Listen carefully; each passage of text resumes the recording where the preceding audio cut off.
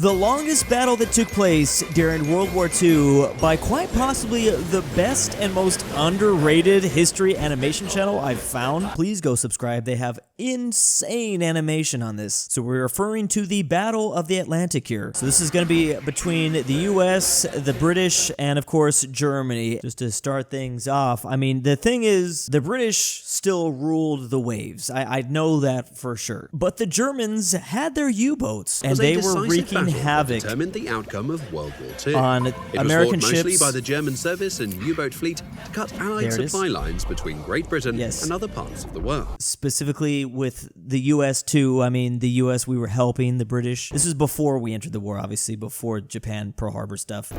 A huge logistical operation that went swimmingly for Germany in the beginning, and later in the war, still swimmingly, yet in another sense. That's what I was going to say right there. Swimmingly, that's an interesting word choice. This whole Atlantic battle pretty much took place during the entirety of World War II, from 1939 to like 1945, and it was occurring in so many different spots. Worked. So, yeah, they were After the swimming. First World War, severe restrictions were enforced to Germany's military and navy to prevent its expansion, and therefore another huge conflict in Western Europe. How well did Obviously, that go? that plan backfired a bit. With the outbreak of World War II, the U-boats would play a major role right from the start.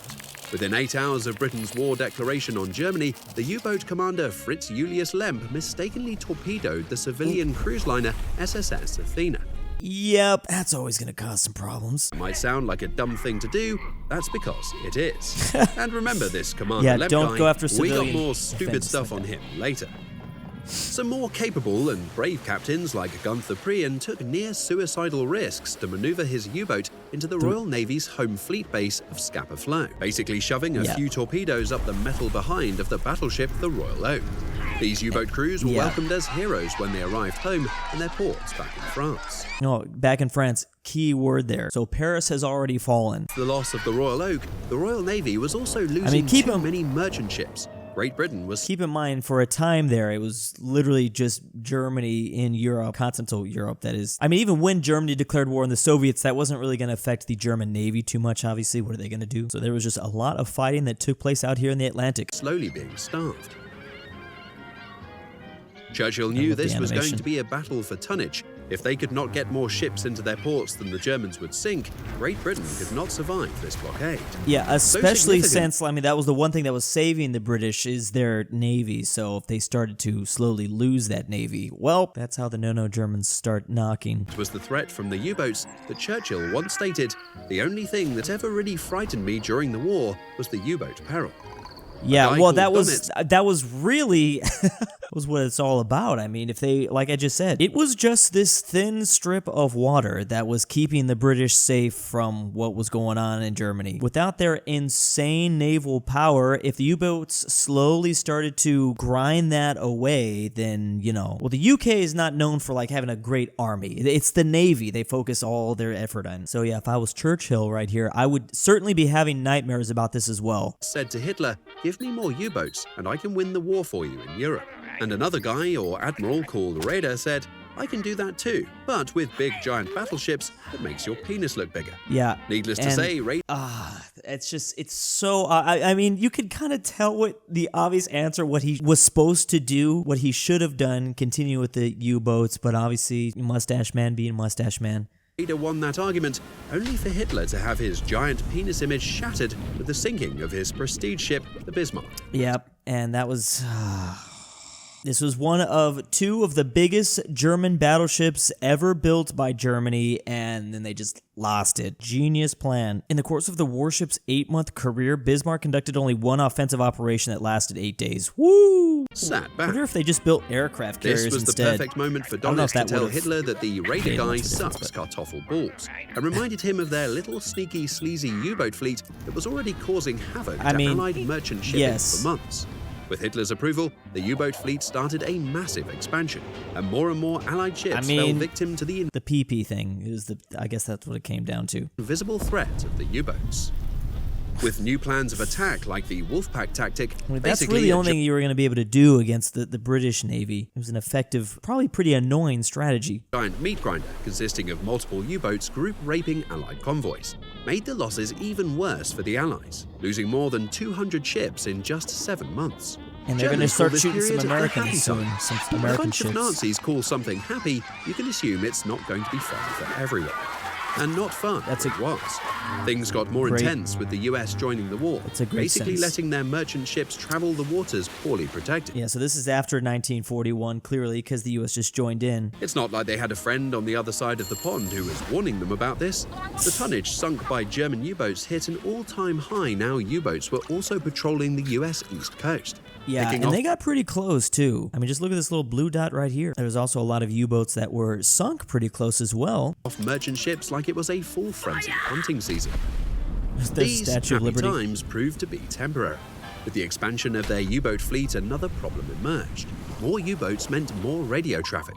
This was picked up by the British and exposed more positions where the U-boats were operating. That's exactly The British- pretty much the map that we were looking at. The blues and the reds. The British were also busy Literally a real-life game of Battleship. deciphering the German naval codes. This was an encrypted code being communicated using a device the reminding me of the Germans Wind called the Talkers. Enigma, a sort of next-gen typewriter. Oh, with is a this what, who broke that code? What was that guy's name again? Alan Turing, that's right, Alan Turing. shitload of clocks, spinning wheels, and buttons? They didn't, The British intelligence services at Bletchley Park they worked punished him around the pretty clock much for to that. crack the German naval codes. for his personal A life. 28-year-old mathematical genius with no sex life called Alan Turing Here he built is. a giant electromechanical device that identified patterns in the German rotor wheels. That's crazy. With the help of a team of cryptanalysts at Bletchley, he was able to crack the codes. Maybe the Germans shouldn't have put And there it Heil is. Hitler in every message. Sick Germans. With many ships now being redirected around the Wolfpacks, Yeah. Donitz became suspicious that the enemy was checking his mailbox. So they they- added they- additional networks for the U-boats, made other changes to their communications. They had to have but started did not figuring that consider out. their Enigma code Germany built over 1,000 U-boats during World War II, where 785 of them were destroyed. So cracking that code was probably pretty important. to be compromised. A good example of how superiority ego issues can get you into trouble. Now, Yeah. remember that Commander Germany Lemp knows guy all from about earlier that. in the video? If things were not yet bad enough for the Germans, Lemp managed to get his U-110 so badly damaged in action that he was forced to surface, where standard And- procedure for U-boat commanders was to scuttle their U-boat to prevent the capture of any hardware to the enemy. I guess for Herr Lemp, scuttling and not scuttling a U-boat was just as confusing as torpedoing and not torpedoing a passenger liner. After failing to destroy his vessel, he jumped from the lifeboat back into the water to fix his mistake, only And- for him to drown minutes later because he couldn't- also fucked up the swimming part. Oh, With the commander dead and the crew captured by the enemy, the The swimming disappearance of part- U-110 was considered a how? Actually, I have no way to talk. I'm not a strong swimmer either, I'm afraid to say. loss, and I Donitz can was not swim, but aware just the barely. British captured their Enigma machine. The Allies were now so effective in redirecting their ships around the U-boats that they purposely routed ships closer to the Wolfpack from time to time. This was done to keep the German high command in the dark about the cracking of Just codes. to keep, yeah, you can't From this reveal time it. on, things were turning from bad to worse. Basically, a day with nice patrolling brains. U-boats not finding anything out there was soon to be considered a good day for the Germans. Since the beginning of the war, an underground top-secret headquarters was established in Liverpool to oversee I the mean, logistics. obviously Germany had way more problems than just the fact that their U-boats weren't, the strategy wasn't really working anymore. But it's just one of many contributing things that didn't go well for them. Tactical coordination of the Allied convoys. By 1942, the Western Approaches Tactical Unit was created. This was a team consisting mostly of women who studied German U-boat tactics and were basically playing war games with the Nazis. Battleship. This was the 1942 equivalent of an online game server, where a British women's team was going godlike on the Germans. I wanna play that. teabagging U-boats. Plus, the Germans did not have the option to rage quit back then. Combined with the use of these new tactics, And again, I mean, they really, really wanted to rage quit by the end there, because, I mean, this isn't even talking about the Eastern Front. combined by the Western approaches, the Allies also created new weapons to fully exploit their new order of battle. Despite these Yeah. developments, there was still a large part of the Atlantic where the U-boats had the upper hand. Would have been This area was interesting known- to have seen what would have happened just if it was strictly between the British and the Germans, this battle in the Atlantic. I wonder how long it would go on then. As the Mid-Atlantic Gap, which was out of range for Allied planes to escort the convoys. By attacking at night, the U-boats still posed a serious threat to the convoys. However, the new Allied weapons and counter-tactics began to tip the balance of power. With better detection systems and heavier armed destroyer escorts, the losses inflicted to the U-boat fleet became unbearable for the Germans.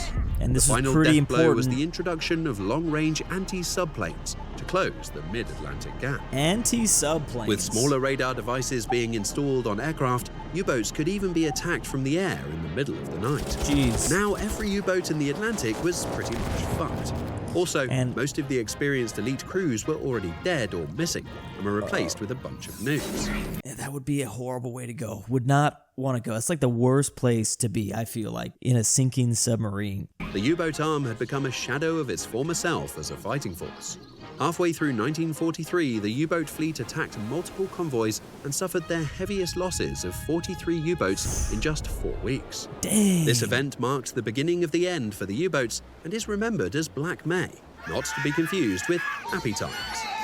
Kriegsmarine Karma.